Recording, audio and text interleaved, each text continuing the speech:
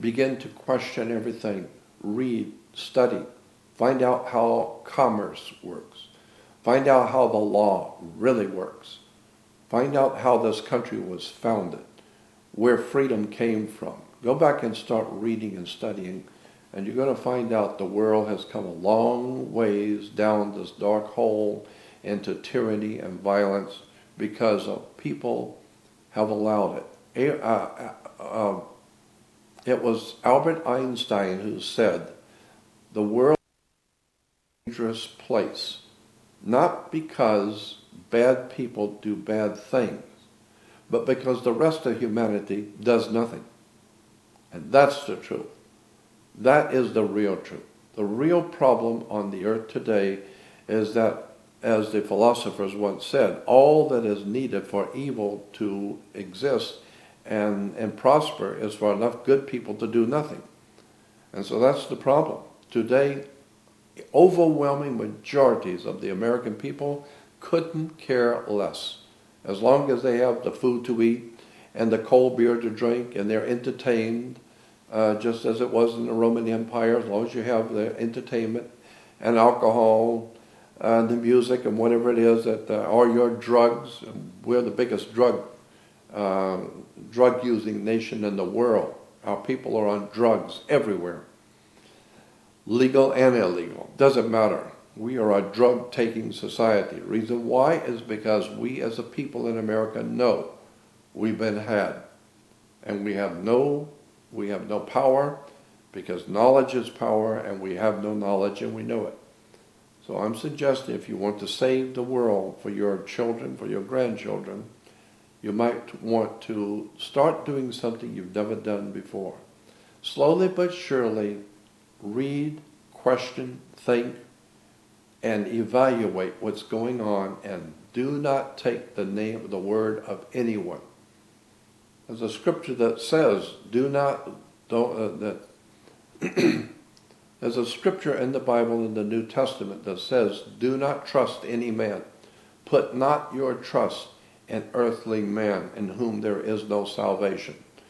Every time people are jumping in the streets and praying and crying and dancing in the streets because their man got to be president, and eventually 6 months later they will find out he was nothing more than just one more criminal running a scam on them. So all we need to do is just keep voting, just keep doing what you've always done, because it's never gone anywhere, and it's never going to go anywhere. Why? Because that's what we want. As a nation, we want people to lead us. And when people lead you, they're going to mislead you. So you better start taking back your own mind and your own sovereignty and start thinking for yourself, which has made America great. We were a free country because we did not want to cower ourselves to tyranny. We wanted to question everything. Well, the world has changed. We've lost our freedom. We've lost our jobs. We've lost our money. Many of us have lost our homes. And now generally the country is just losing its mind. And that's why drugs are on sale everywhere. The Medellin cartels are selling drugs and making billions off of America. On every street corner in America there are drug sales. Every corner has a liquor store. It's because somebody is wise enough to know that they're using us and that we are frustrated and we need drugs and alcohol and entertainment just to get by from day to day.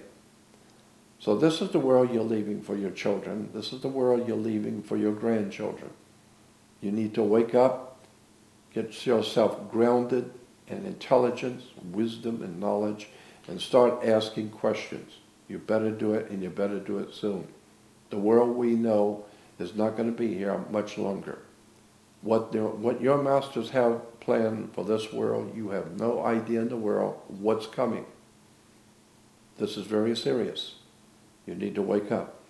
If you go back into history, into European history, thousands of years ago, even before the Roman Empire dominated Europe, there was already a governmental system in operation in Europe even before the Roman Empire existed. There were already lots of people living there, and they had a whole system of government in operation. And that system was consisting of lawyers and doctors and religious leaders and law enforcement, etc., etc. And that system was called the Druids.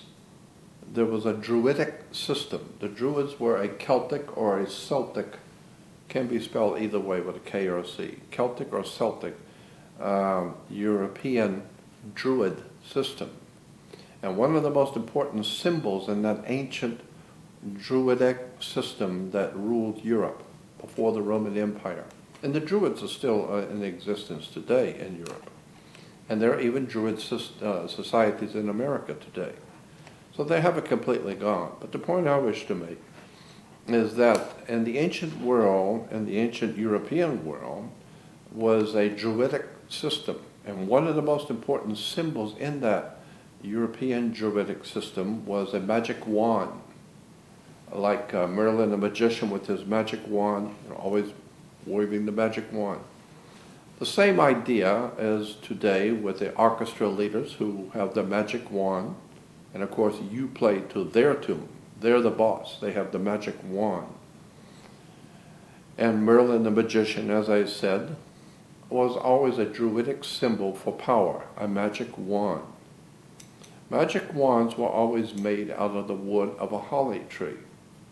It was made out of Hollywood. Once you understand Hollywood, you begin to understand the Druidic system, which we call Hollywood. And then you begin to see the symbols, the words, the terms. Hollywood, as my dear friend Dick Gregory once said, Hollywood does three things. They tell you what your masters have done in the past, what they're doing now, and what they're getting ready to do. That's what Hollywood is there for, to tell you the history and where you are now and where you're going. Because people like Steven Spielberg and George Lucas are many things, but stupid is not one of them. They're brilliant directors and producers. They're extraordinarily brilliant writers and people in Hollywood who know what's going on. They know where the world is going, and they're putting it into movies. They're showing you what it was like many years ago, what it's like now, and they're making movies about what's coming. That's Hollywood, Druidic system of entertainment. You need to wake up and understand what's going on here.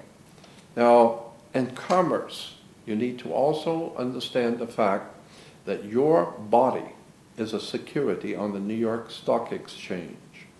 This is a concept that most people have never heard and is totally foreign to your thinking.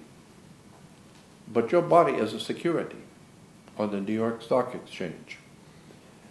There are two kinds of laws. Let me explain this. There are two kinds of laws. As far back as the Roman Empire, the Caesars of Rome proclaimed that there were two kinds of laws. There are only two things on the earth. There's water and land. Therefore, it would follow that there's only two kinds of law on the earth. The law of the land and the law of the sea, the law of water. We've all heard the term the law of the land. But most people do not realize that the reason why we call it the law of the land is because it's differentiating between the law of the sea. There's a second law. So that's why when you walk into a court, you will see a fence with a gate. And the people sitting out here is under what you call the law of the land, because the people live on the land. Once you are walked through those gates, when your name is called and you walk through the gates, those gates are referred to in court as a water gate. A water gate is when you go through the canal, like the Panama Canal. They have water gates. And when the water gate opens, the water rises, so that they close the gate and the next gate opens and it rises again. And so when you go into a court, your name is called, and if you put your hand on the gate, there's a piece of wood on the top of the gate. So when your name is called, you put your hand on the gate, and you open the gate. The gate is a water gate. And there's a piece of wood on the top of the gate. It's called a bar, the B-A-R. And you're not licensed to pass the bar. And so you are passing the bar when you are not licensed to pass the bar. The attorney is licensed to pass the bar, not you. So therefore, when you walk past the gate, the bar, you are now in hot water. And someone's going to have to bail you out. And so that's why all commerce and all life has to do with maritime admiralty, or the law of water. And as I said, there are two kinds of law: the law of the land and the law of the sea. The law of the sea, when we talk about the sea, the oceans, we always refer to the oceans, well as one of the ancient words for the ocean or for the sea was mer, M-E-R, which gives us our word mermaid. And so the sea, or mer, was always enchanting, because the waves come in, they go out, they come in and go out, and it's hypnotic. And so the waves coming in and going out, it's beautiful, it's relaxing, it's metaphysical, and so it's very, what we call, enchanting. So therefore, mer is enchanting. And so the law of the sea became known as a law of the merchant. And so the law of the merchant, or merchant, is the law of the sea, or the law of water, and water represents in law, whether you know it or not, in law, water represents money. Money is water. So that's why people say, money goes through your hands like water. No, money is water. It is the liquid asset, the cash flow. And of course we say if you're losing your house is underwater, or you're drowning in debt. You can go on for hours with this subject about how maritime admiralty, or the law of banking, is actually the law of water. And as I said before, that's why you have banks, because banks are on both sides of a river. It's a river bank, and with a river bank, it directs the flow of the water, or the currency. So your money is a currency. So the whole idea of life on the earth is that there are two kinds of law: the law of the land and the law of the sea.